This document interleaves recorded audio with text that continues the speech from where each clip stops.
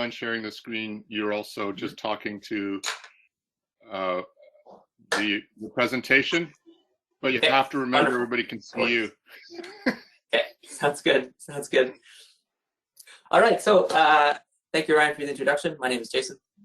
I am a career coach and career strength coach turned MPC. And so I'm super happy to be talking to you today about the person pillar, because one of the reasons why I shifted into this career into mental performance consulting is because of how much I value this person pillar. And so, yeah, I basically grew up coaching kids how to swim, decided to pursue coaching as a career, coached at the university level for 8 years.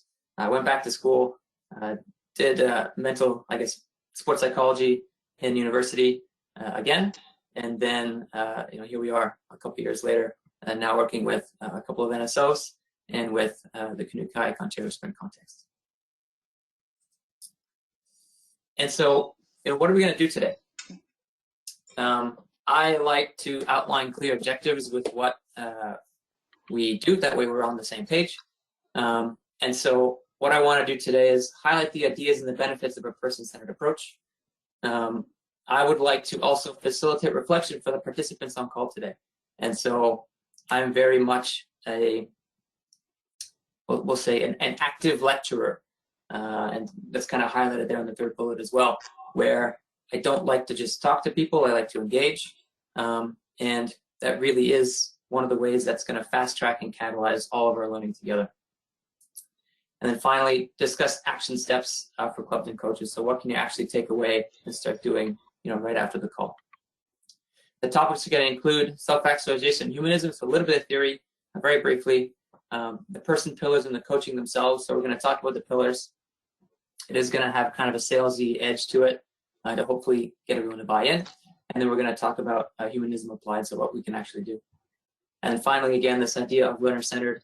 So we're going to use a Jamboard today. I don't know if anyone's heard of a Jamboard before. If not, I'll post the link in the chat. And so basically what it means is that everyone's going to have access to this separate area on the internet where we can all post what we're thinking, what we're seeing. And that way we can actually share our thoughts without having to unmute and talk. And so everything's going to be there all together. The other thing that I'm kind of cognitive about as well is that everyone's going to be at a different place in their journey with regards to this person pillar. And so there might be some people on this call that, everything that I present, there's no new information, everything is being applied, that's great. For those people, what I'd welcome you to do is just to take inventory of what you're doing well, and then kind of help yourself codify that or reflect on it. And then we might be on the other side too, where there are people that might have never heard of anything that we're going to talk about today. And that's okay too. In that case, you're taking notes and you're trying to reflect as best as possible as well. So there's the Jamboard link. We're going to start with a quote from Coleman Griffith. He was a professor at the University of Illinois, and it's a beautiful quote. It's one of the first quotes, one of the first pieces of research that I read in my master's, and it reads, "The athlete who goes into a contest is a mind-body organism and not merely a physiological machine. First, last, and always, they are an intelligent person." And so we're going to start with a very easy question for the Jamboard. It's what year was this quote from? So let's see if everyone can get there. I see people popping in the Jamboard. Lucky for me, I have two screens, and so I can have both open at the same time. What you're going to try to do is to use a sticky note. So on the left-hand side, you'll see a box with writing in it. And you'll put a sticky. There's going to be a lot of Jamboards today. Depending on time, we might fast track it a little bit. But again, I'm looking for as much engagement as possible. There we go, we have our first vote in.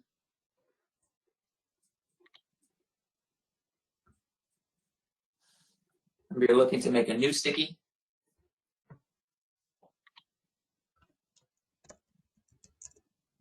We're starting with a simple question today to get used to the Jamboard.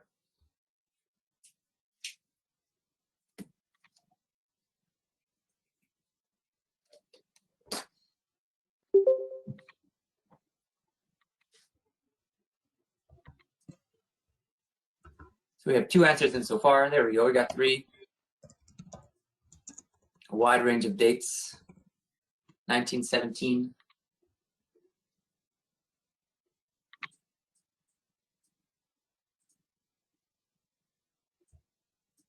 Someone changed my example answer. I'll keep it for you.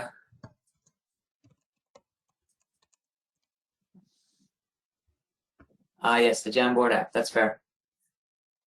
I got stuck there too, where I had to download the GoToMeeting app at 8:58. 1915, I looked it up. Sounds like you're cheating. that isn't the answer that I'm going to give.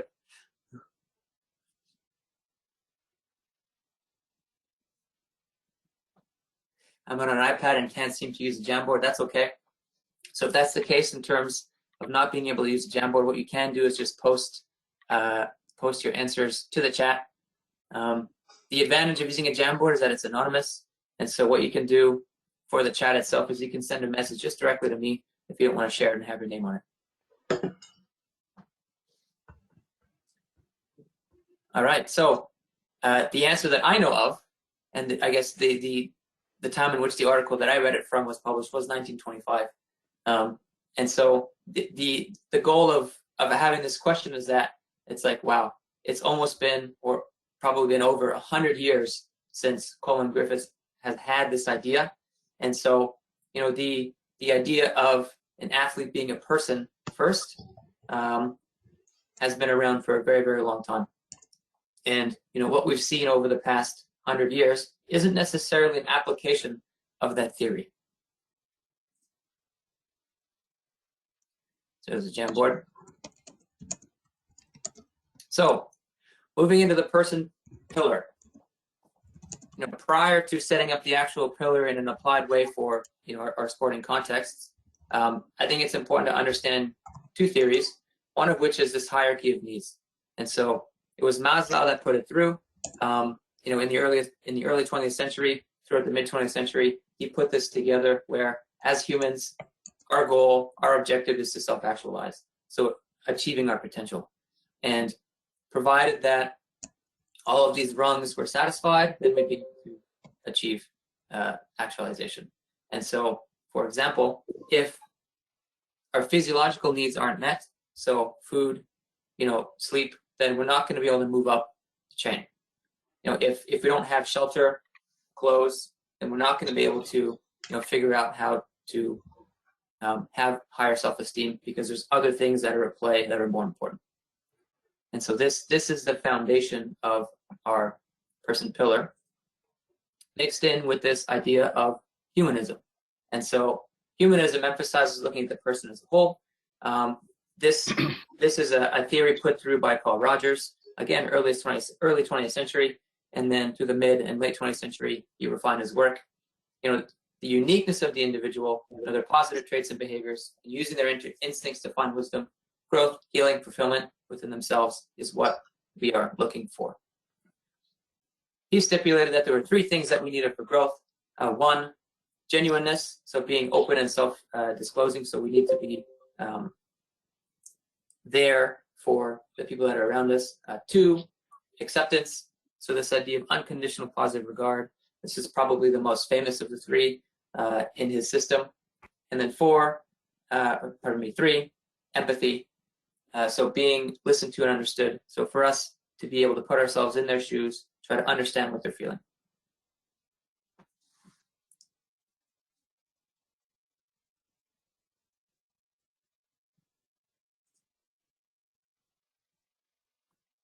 With those 2 theories in mind, we come to our idea of this target. So in the work that I've done with Volleyball Canada and a couple of other people, you know, including Kyle Paquette, we have developed this target where the person is at the center. And so ahead of all else, we're looking to develop the person. They're not coming just as a racer. They're not coming just as an athlete. They're coming as a person. And so the idea is to begin with the person pillar or the person target. Then we develop the athletic attributes, and then finally the sport-specific skills. And so one question that I would get often is, when do we have time for all this? Like, how do we actually do it? And that's something that we're going to put on the shelf for now. We're going to answer later, because it's certainly understandable that as a coach, you're in a practice setting, you're looking to teach a particular skill in that moment. How are you supposed to focus on the person at the same time in the same moment? It's difficult.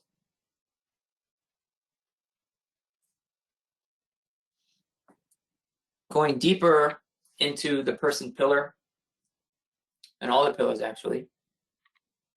So we have 4 pieces here. 1 is common needs, 2 is connection, 3 is care, 4 is courage. So for common needs, you'll see very similar, if not completely based on Maslow's hierarchy. So the physiological, the safety, the belongingness, and the esteem.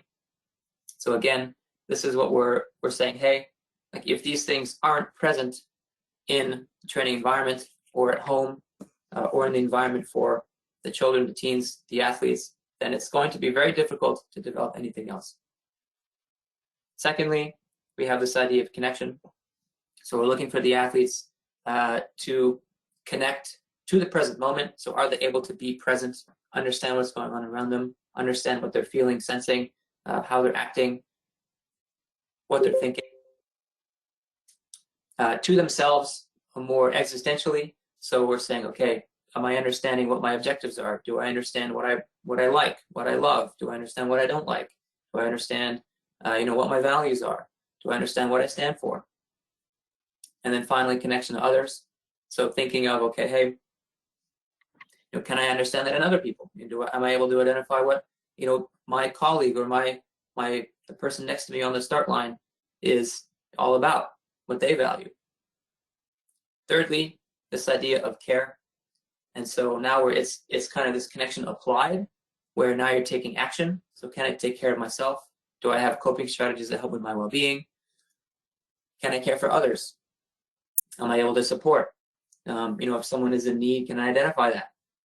And then finally for groups. So this is in a broader socioeconomic context where, if thinking of groups that are at a different state or in a different time in history or in a different level of privilege, am I able to identify those and empathize with them and seek to understand, their context better? And finally, courage. This is where we kind of kick it into that performance gear. It's like, okay, am I able to take risks and fail? Am I able to grow from that? Am I able to commit and persevere through any obstacles, setbacks, or even successes? On the bullets here to the left, I also put down the idea of, what would be under athlete or racer as an example. And so, strength, speed, suppleness, stamina, those can be athletic abilities that we're looking to develop. And then finally, for the racer, so this would be technical, tactical, and systems for the sport, sport-specific piece.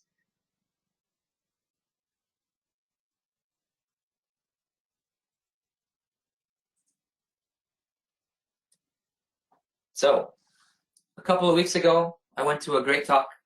It was by Mark Smith. It was put on by the Coaching Association. I'm sure maybe some of you guys were there. One thing that I loved about it was how much Mark focused on not only team culture, but also the way that he developed his athletes. And so I believe he'd been working with the softball team for, I think, 2 quads. And, his main piece was that as coaches, we're in the people development business, because when it's all done, then what? And so that resonated with me so deeply, because for me, that's what sport is. Sport is a means for us to develop a human being so that they can then go on to doing whatever else is afterwards. And so, something that I hear often is, well, that's not my job. Kind of back to that same first question when we had the target there, which is, how do I apply all this?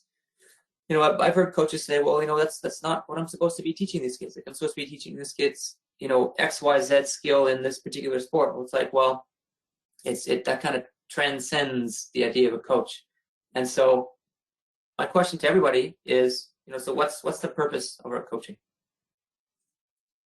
And so if we go to Jamboard slide number 2, we're going to see here, what are the roles of a coach in a club? And so it's my understanding today that not only do we have coaches on the club, but we also have clubs. And so I'd love to hear what you think the roles are of a coach or a club in terms of literally existentially, what is the purpose of the coach?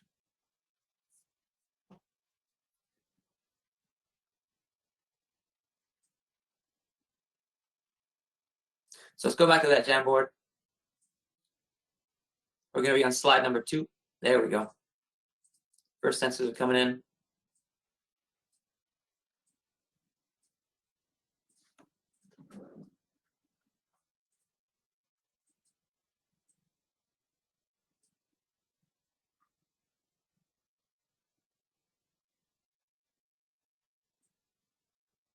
Remember, if the Jamboard app isn't working, you can always send me a chat in the box.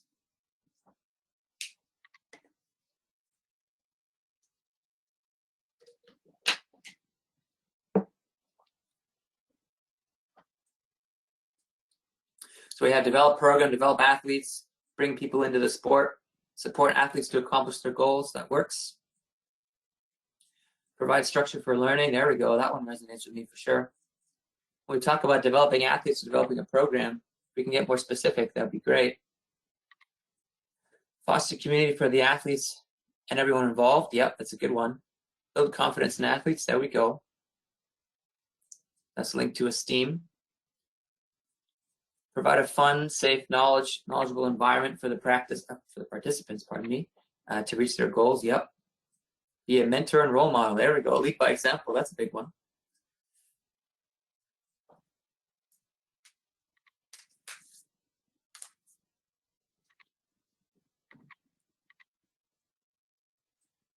We'll go for about another minute.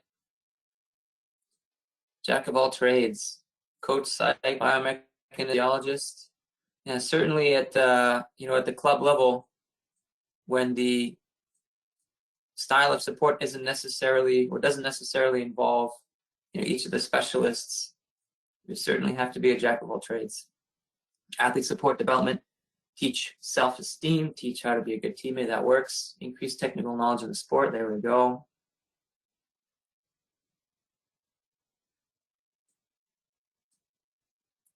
So let's continue. So, I asked myself this question, and I was like, okay, I know what I coach for.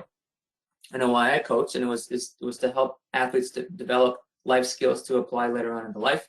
And that was my philosophy. Still is my philosophy. But I also want to say, hey, okay, what's Canada kind of pushing through? So I dug into the NCCP a little bit, or dug back into, and kind of two things came up here that I noticed, even just on kind of browsing the website, which is one, that they treat coaches as humans. So that's good to see. Coaches are parents, teachers, neighbors, and they're ethical leaders in their communities. And so for me, that was a view on, okay, hey, you know what? They're identifying that coaches aren't only coaches, they're also human beings. And secondly, that coaches are facilitators. So coaches help their participants to reach and achieve their high performance goals, both on and off the field. So this involves this idea of development. If we go even deeper, and this is just flat out a snapshot from the website now, coaches aim to, and they have a number of bullets here that kind of encompass this idea of developing a person. And then we talk about basic coaching skills, and the thing that I love that they put here is this idea of it's less important to possess the technical skills of a specific sport rather than to bring your enthusiasm and passion to the goal. For me, this is this idea of humanism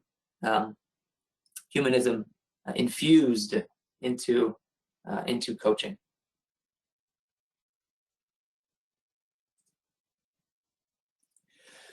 What about high performance? And so this is a question that I get often.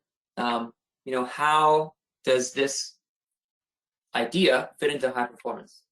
There's certain coaches that can wrap their head around, okay, hey, you know what? We're developing the athletes. This makes sense. But when you get to the top, shouldn't our approach change? And the answer is, well, no. And someone that I greatly respect in the swimming community is this individual called Barry. And he was an Olympian, I believe, through 72 and 76 in water polo, and then was a national level, international level coach for the next 10, 15 years after that. And, you know, as pictured here, we have Victor Davis, which was probably his most famous athlete through the 80s. And, you know, a quote that he said was, the fundamental ingredients to success is treating every individual individually so that they're valued, included, accepted, and encouraged. And so for me, that means like, hey, you know, Cliff is coaching at the highest level and he's living and breathing these humanistic principles, and it's working. He's creating champions. And so, again, a common question, you know, isn't being too nice going to make the athletes soft? And so, you know, I've certainly seen over the years, over the decades, in my somewhat short coaching career so far, that, you know, some coaches are pretty hard and borderline, you know, too hard on their athletes, and they're doing that because they think that this is going to bring the best result. But in reality, that's not the case. And so what we see is that athletes that are given the support and space to learn and grow, that are able to connect meaningfully to their pursuits, and that are challenged, excel appropriately, and they're more likely to succeed. Because if we provide the support for them to grow and to feel, you know, like they can lift themselves up and we can lift them up, then we can challenge them more for them to be able to grow, you know, versus us putting them down and then them trying to achieve that way.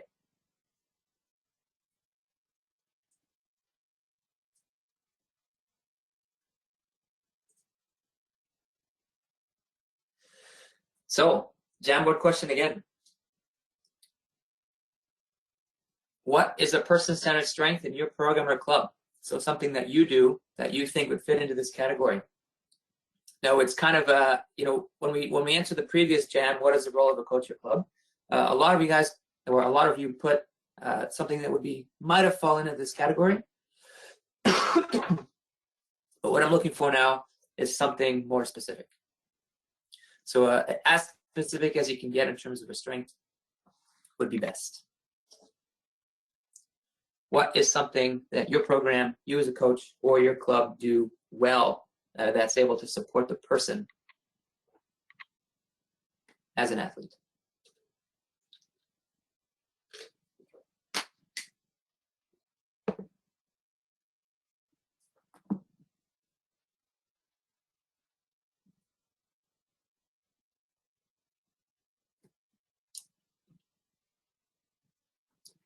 So we're on Jamboard slide number 3 now.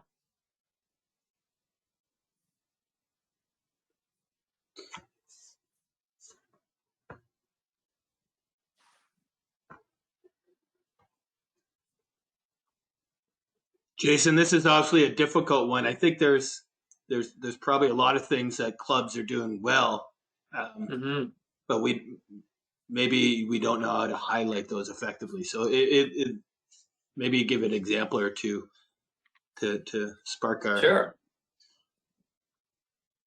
Yeah, that works. So the way that you initially posed the comment would tell me that that coaches or programs would have difficulty picking one.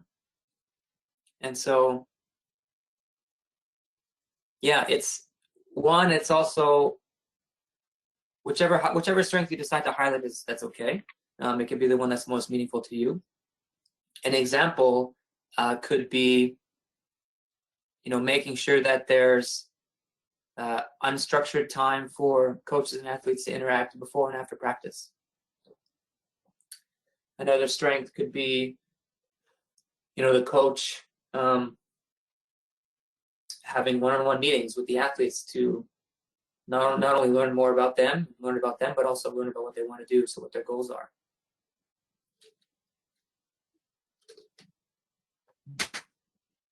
I apologize, my voice is leaving me.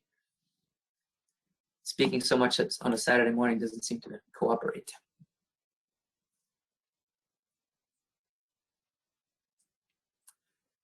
So let's see what we have. Inclusion, accepting diversity, that works. Bring passion for the sport, that works, but what does that mean? Fostering a sense of community through volunteerism, there we go, that works. Allowing the athletes to set their own goals, yes, absolutely, so being autonomy supportive. Trying to provide support to the athletes on and off the water. Yep. But what does that mean? How? Swimming for fun. Yeah. Making individual adjustments to training and accommodate each athlete's abilities. There we go. So that's that individualism. We involve the whole family when making decisions. There we go. So it's the idea of teamwork. Work to foster autonomy in the athletes and encourage them to self-advocate. I mean, how? How would we do that? And you know, Ryan, to your point as well, we're going to go into the how-to a little bit more at the end. Marsha, thank you for the DM.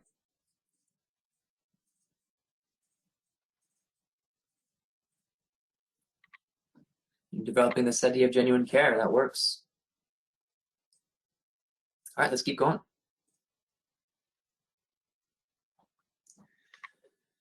So we talked about it a little bit, but we'll summarize here. You know, why person-centered? So if basic needs are not met, the high levels can't be reached, like we said before. You know, we're establishing an environment for optimized growth. And so not only are we, you know, teaching coaches to do this, but it also has to do with the parameters of the environment, which again, we'll talk about a little bit later. And, you know, where I want to transition here is into this idea of future, where, you know, again, the purpose of sport is for the development and practice of life skills to be applied in the present, so in the application of their sport, and then in the future. And, you know, a great Cliff Barry quote, so it's only sport. Athletes will move on to other life quests. So it's not the end all be all. Even though, you know, a lot of the athletes have these goals in mind that really make it look like, okay, hey, you know, if I don't achieve this goal, it's the end of the world. And so it's our job to advocate for the otherwise. And, you know, I had to put this photo in because, you know, I'm a big fan of the red shorts.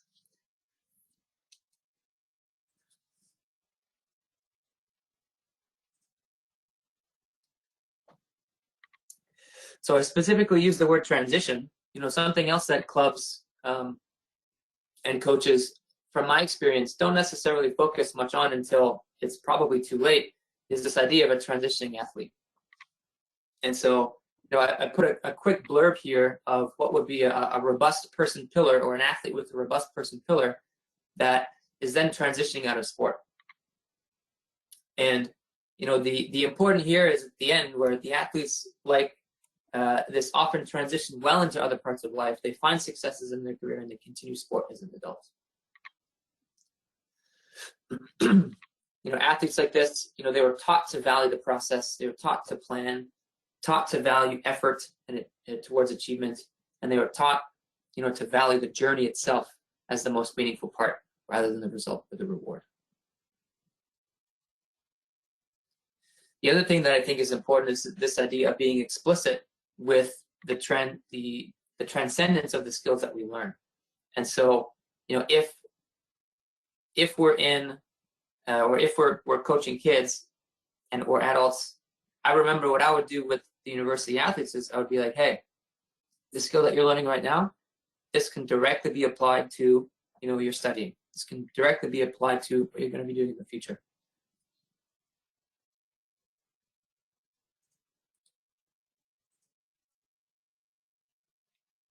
Conversely, if we have a weak person pillar, something that we see in the research is that athletes like this are vulnerable to experiencing depression, anxiety, eating disorders, an identity crisis, substance abuse, decreased self-esteem, self-confidence, self-worth during and after sport. And so, you know, this is something that we see unfortunately too frequently. Even the athletes that reach the highest level of sport are susceptible.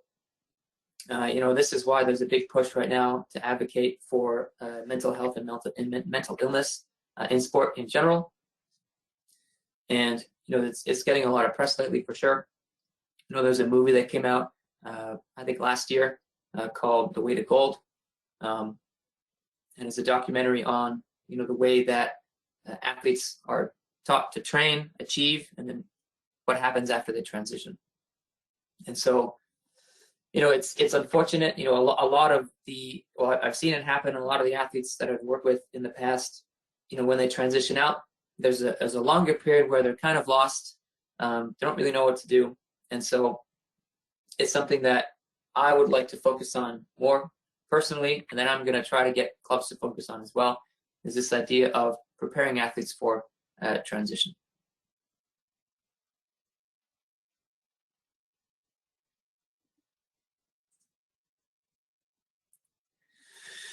So we're back to the Jamboard again.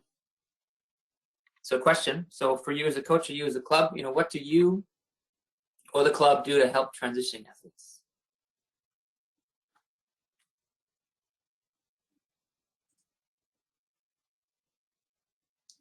We're on slide number 4.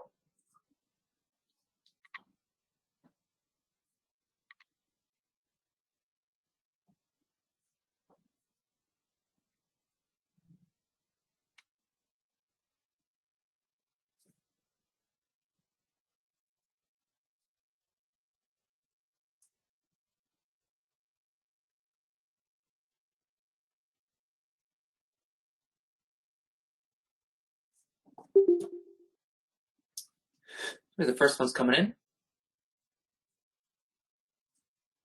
Probably not enough. So I appreciate your evaluation, though I purposely structured these questions in a way that we can have an adaptive response.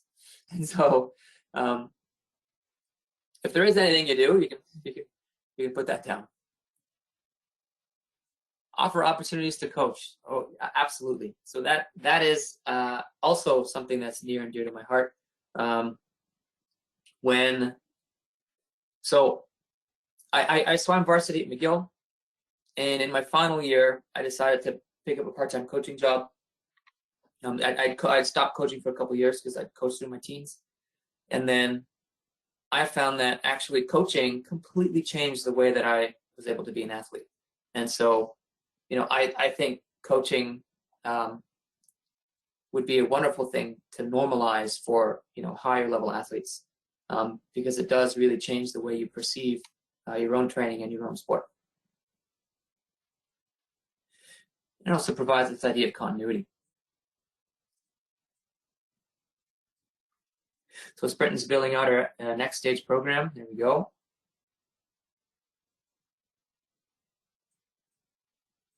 Give opportunities for athletes to continue by transition to a related sport that is suitable for adults. That works. So we only have 4 posts so far. Hoping for more. That can be a sign as well. The other thing about this particular question is that it's also a trap question, in the sense that I think the most appropriate answers would be to describe what we're doing or what you're applying with all levels of the athletes, because preparing athletes for transition or performance would be ideal throughout the levels of your club. Right? Something that happens all the time is that everybody is always looking for the top. They're looking at the Olympians. They're looking at, hey, this is the peak of the mountain. But there's just right off to the side, there's a very more likely outcome, which is transition. Everyone transitions eventually. And so it's one of the things that's the only constant. And so I believe that if we're able to prepare them earlier throughout, then they'll be adequately prepared. Expose athletes early in their training. There we go. Perfect. Keeping them involved through inclusion in recreational events. Exactly.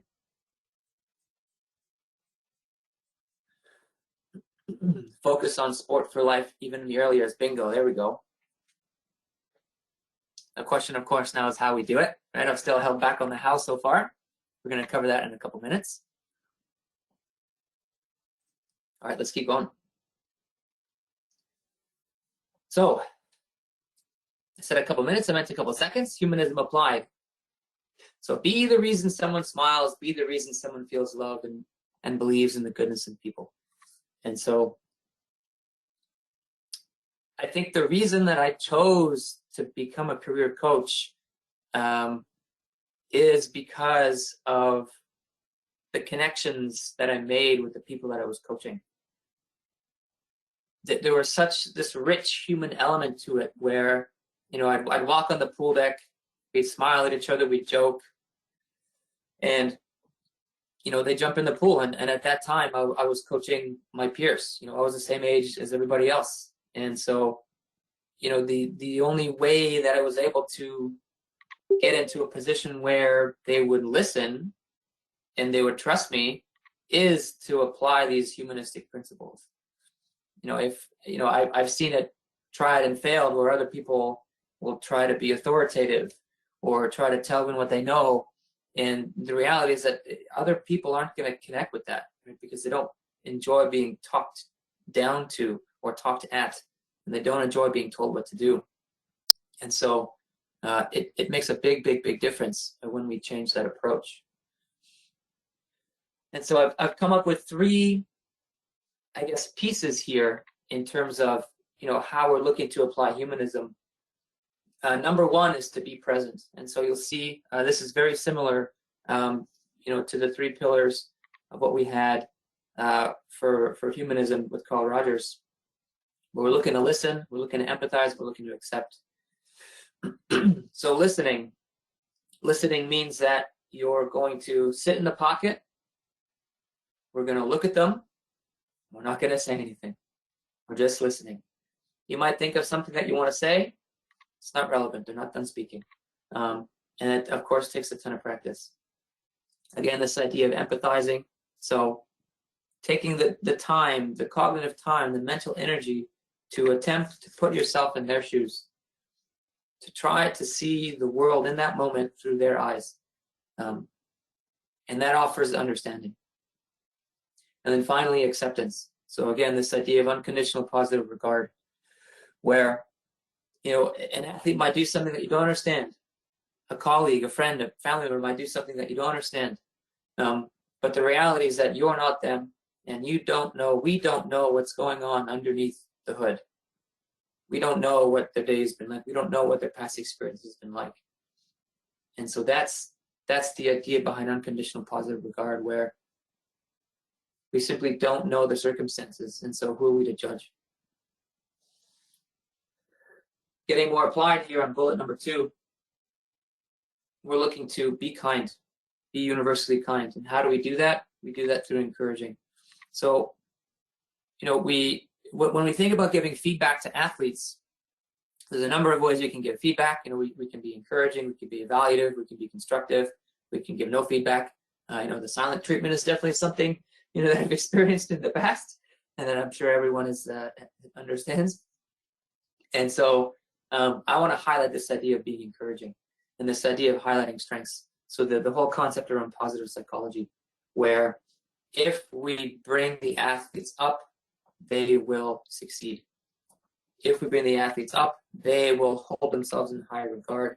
They will be able to take more risks. They will have a higher tolerance to failure. And they will be able to grow and self-actualize. The second piece is making it fun. And, you know, I guess the best example I have is from, you know, giving a workshop yesterday night with one of the canoe kayak clubs, where, you know, if some of the athletes are, you know, being borderline, we'll say, off base in terms of what we're trying to achieve, but they're laughing, they're having fun, you know, they're making jokes, even if it's by writing on a Jamboard, you know, we're going to let it happen. We're going to try to build on it, you know, versus trying to squash it down, because, and again, you end up losing the crowd if you're trying to control it. You know, it's more a matter of redirecting it. And then finally, this idea of being patient. So again, tying in this idea of failure, giving space. So it's invaluable to allow an athlete, a person, the time to figure it out on their own, right? Giving them the autonomy gives them all the power. And so, yes, you know what? You've solved this years ago, maybe. You see that this person is going to fall into a particular trap or pitfall. We let it happen. We let it happen, because that's how they learn. There's no other way for you to learn unless you allow the person to fail themselves. And of course, you know, some of the failures might be big, some of them might be personal, and so we allow for forgiveness as well.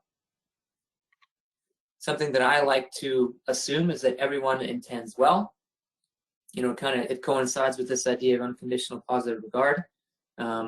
You know, for me, it's this idea of unconditional well intent or good intent. And so, that helps underpin this idea to forgive. And, there's a really, really good TED Talk on forgiveness. It's on YouTube. If you just Google or forgiveness, you'll find it. And, forgiveness, what they stipulated is very much about yourself. It's about letting the burden of whatever happened go. And, I'm very much in agreement with that. On a more macro scale, how can we apply humanism? So what I would suggest, and what I've done in the past as well with the coaches that I've hired over the years, is this idea of determining and aligning your club and coaching philosophy, your daily training environment. And so when I hire coaches, I hire the people. I don't hire them for their skills.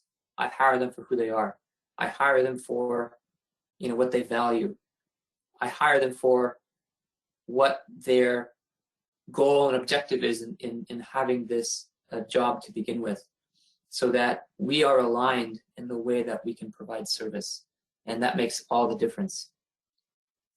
And so it would be important for the clubs to determine exactly what the purpose is and what the objective is and how to do that. And then the coaches would do the same. I know, through the different NCCP courses that we do, and through probably a lot of the, extracurricular development that coaches do, they develop a philosophy. And so that's something that's iterative and, something to share. And then finally, the daily training environment. So, what are particular parameters of the environment actually eliciting in terms of behaviors? The second piece here, be explicit. And so, I think I gave an example about this a couple of minutes ago, where we have to openly highlight these different aspects on a regular basis for them to work. They have to be top of mind.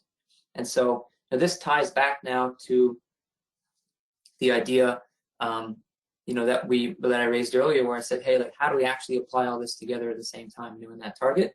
Well, this is it. It's the way that you apply a humanistic approach to teaching someone a specific skill is to give them autonomy, is to be explicitly like, hey, this is going to be difficult for you because you're learning it this way, and this is how it's going to transition. Is, to empathize and be kind in the moment in which you're actually doing the intervention. And finally, be structured. So especially if it's something new, especially if it's something that hasn't been practiced that much, especially if it's something that, is having difficulty being implemented, is to be very systematic about it. And so I remember I used to make bullets of literally, okay, have I done this today? And it was just kind of a check mark. Yep. Have I asked someone a meaningful question? Have I, empathized with someone? Did I listen to someone's story? Did I talk to every individual in my practice today? So it has to be systematic in your application. And that, of course, eventually becomes automatic with practice.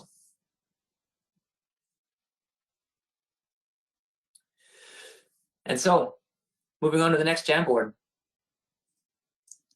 Which ideas are you looking forward to applying?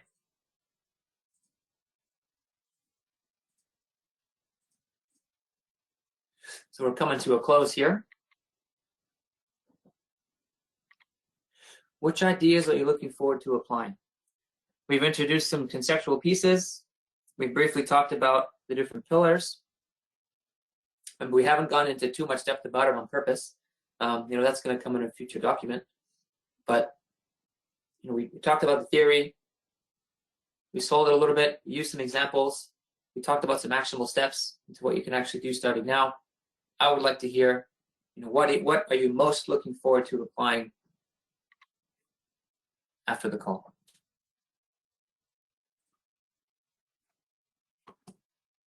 Aligning coaching and club goals. That's a huge one. Huge, huge, huge. It's so one of my other major contexts is Curling Canada, and curling is unique because of the way the teams are structured. But it's a small team of individuals, and they work together, even though they all play, their individual rocks. but they're still interacting with each other, and there's still a ton of integrated teamwork. And I have found an immense, I guess, impact on aligning the team's individuals for a common goal or in how to communicate, and that has made a massive, massive difference in their actual performances.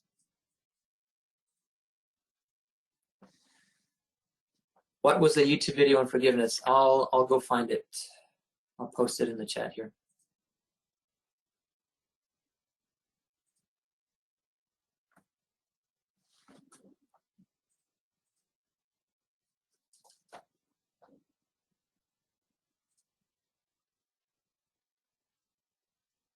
Yeah, so if you go into YouTube and you type forgiveness, it'll be the first one. It's called The Real Risk of Forgiveness.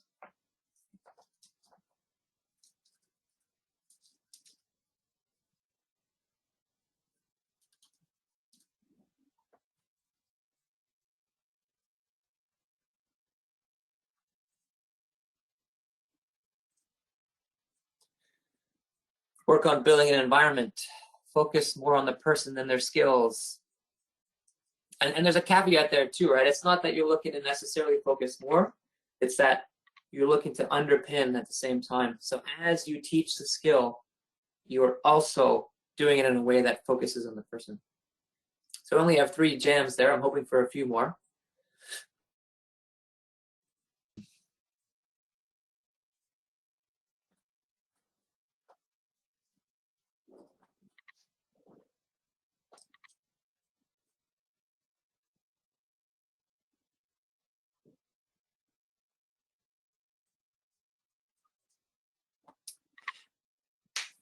You know, the thing that I'll interpret too is, you know, if it's taking you a little bit of time to answer the questions, that's good.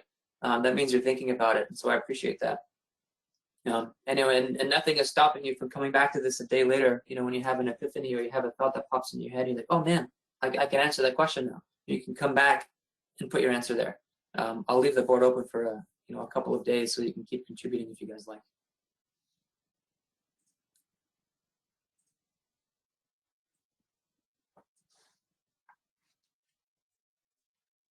Making a checklist for positive interactions and passing it out to all my coaches to remind them to make sure that they talk to everyone. Yeah, that's a great one. Yeah, that works really well. It's amazing how that works. Yeah, I literally remember being systematic in the way that I would coach an entire pool. I would just go through lane by lane and speak to every single person in some way, whether it was feedback or how they're doing. Yeah, and it goes so far in terms of building that rapport, because then when you do have to lean into something where they're having a difficult time or you have to be challenging, they're way more likely to comply. Going through with this with people in different roles in the club, absolutely. Having everyone speak the same message makes a huge difference.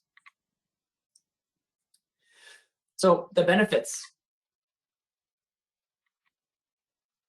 From a club perspective, where it's just going to be a bit of a more businessy side, but we're looking here. It increases athlete satisfaction, athlete and coach motivation. Sorry, I put satisfaction twice. Athlete and coach lifespan. Team cohesion, family involvement. It increases everything. It improves the sense of community. It improves the transitions. It also improves your bottom line. So there's that business piece where it's like, okay, if I'm a business and my clients are staying for longer, if my clients are longer standing clients, that means they need less upkeep to begin with. And so it just makes sense from a business perspective to act and behave in a way that provides better service for your clients and higher client retention. And of course, this leads to healthier clubs. The members themselves are going to be healthier on a person scale, but the books of the club are going to be a lot healthier as well.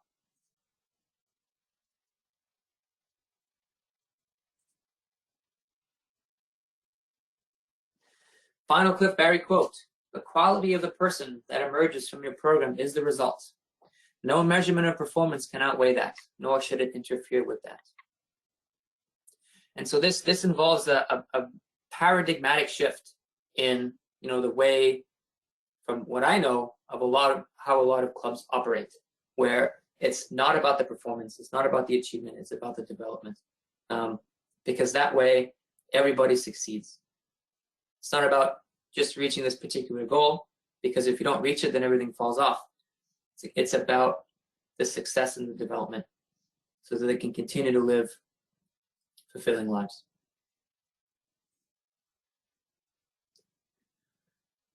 So the final Jamboard question, and I'm hoping for everyone to answer this one, is what was meaningful for you today? So I spent the past 50 minutes talking. You guys spent a good amount of time as well answering questions. And so what I would like to know is what was meaningful for you? What was the biggest takeaway that you have? Because therein lies this idea that we're going to be learning. Again, my goal as an MPC, as a facilitator, is to connect with you in a way that is meaningful for you, with a topic like this, which is meaningful to me. And then together, we can create more meaning.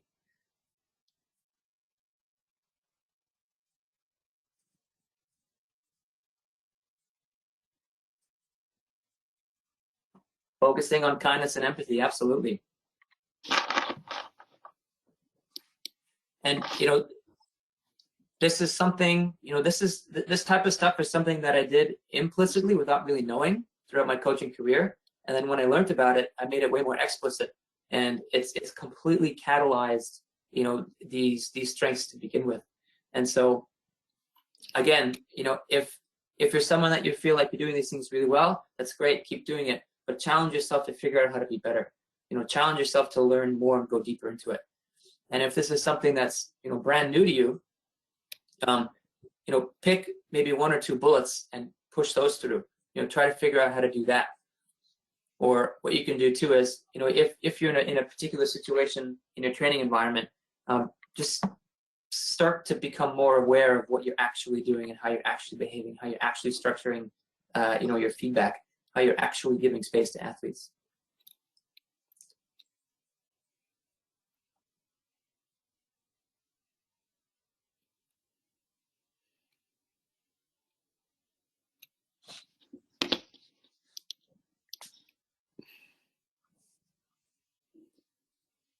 Sweet, we're coming in there. Here we go. I like learning about the theory. It validated a lot of things I've been thinking about. Hey, perfect. And helps help focus our club's priorities. There we go. That works. Look at these. There we go. Look at these athletes' happy faces. Not the missing legs. Yeah. Ryan's making a cameo in here too. The whole focus, the person center. There we go. Recognizing mental stability as much as physical and an athlete. Yeah. Refocusing on the process as the real learning. Yes, absolutely.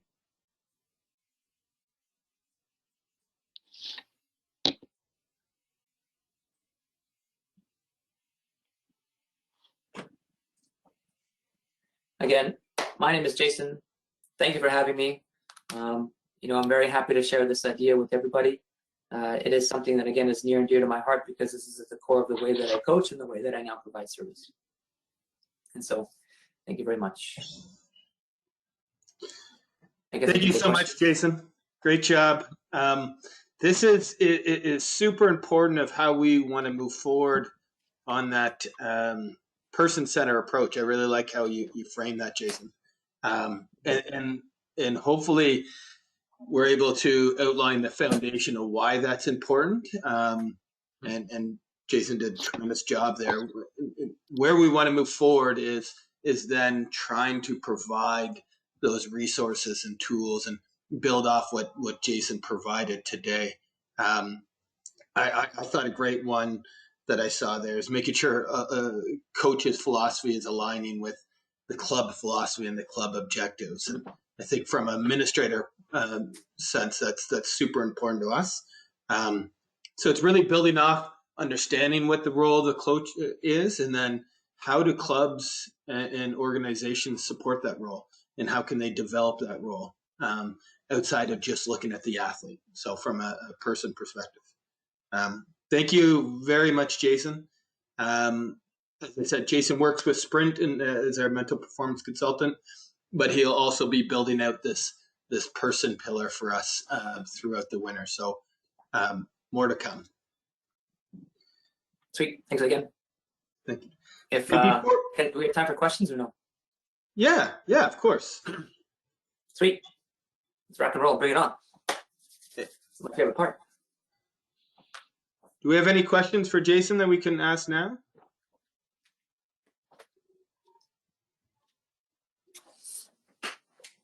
You don't have to raise your hand. Just come off mute and ask the question. I don't have a question, but I thought the comment about transitioning younger athletes, not just the high performance athletes, was interesting because going through the years I spent at a club, so many kids go through the doors, and you want them, if they don't continue on to high performance, you still want to make them feel that they had a great time learning what they learned. They made great friends. They can come back anytime. You know, that's a good thing to do. And too often we just talk about transitioning high performance kids. So. Yeah, I like that too, Joanne. And also the point that there's a place for everybody, right? It's not just about the high performance athlete. And we spend a lot of time and a lot of money with the high performance athlete, but there's the sort of middle teenager years that we have a lot of influence over those kids, and how do we make sure it's positive? And if they're not the top of the pack, that they don't feel like that's all negative towards them. Absolutely. And I think it's a healthy club is going to have. Sorry, go ahead. No, go. A healthy club is going to have that kind of pyramid where you have a lot of the lower programs that are filled with athletes that are then funding, or allowing you to shift funding around to support the athletes that are at the top. So yeah, if there's value, if they see the value and they themselves being there, then it's a healthy club all around. That might require a change in philosophy for some clubs, though, that are very focused on high performance. Because if you're saying there's a place to come back when they're, 16 or something like that, if they're not up to that performance level, then you might need to have different programs for those kids who are just looking to paddle for fitness or fun, rather than, getting to the national or beyond spot. Yeah, absolutely, and that's kind of the reasons why I'm here, right? Is to challenge some clubs and coaches in terms of philosophy.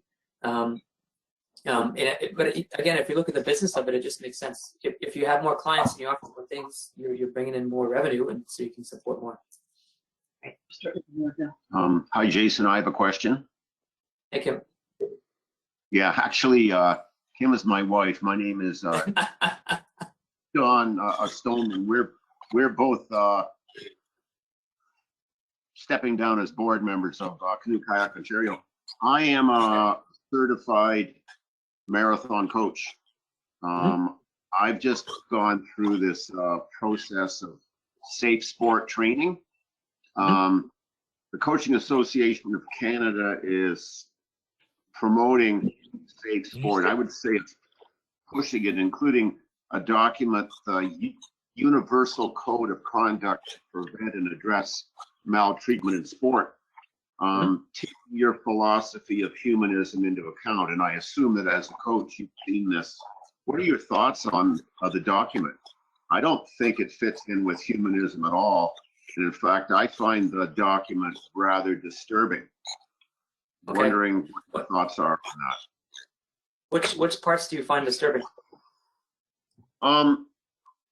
The parts about, it seems as though coaches, because you're a coach, you have these extraordinary powers of coercion on people. I guess the thing that bothers me the most is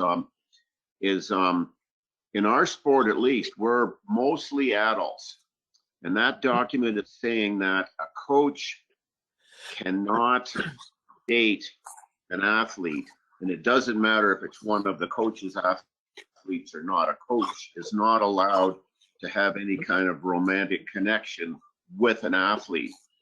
And as far as the humanism thing is concerned, I just find that those two concepts don't fit well together. But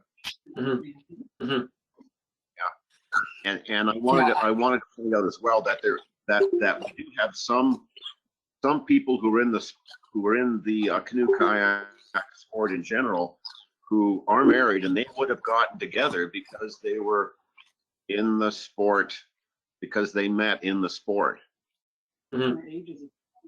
Yeah. It's certainly a one, a difficult topic, and two, it's also very difficult to generalize. You know, a lot of what's in that document, and I'd have to review it again. I remember, you know, going through Safe Sport again a couple months ago. You know, I have to go through it again to pick up the nuances.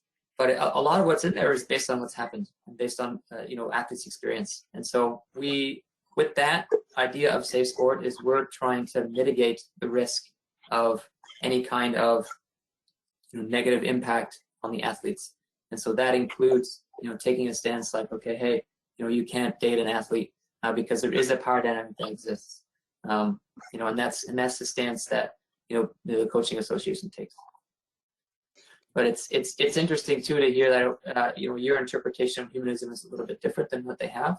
You know, I'm sure that we could, you know, try to figure out how to do align. Yeah, thanks, Jason. Don, I appreciate what you're saying. I think that's out of the scope of what we're talking about today, but I do want to emphasize what Jason said there, the position of a authority that coaches have, no matter the age of the people that they're working with. But certainly that's from a Safe Sport side, we can discuss that further at a different time. I think that's a little bit out of the scope of what we're talking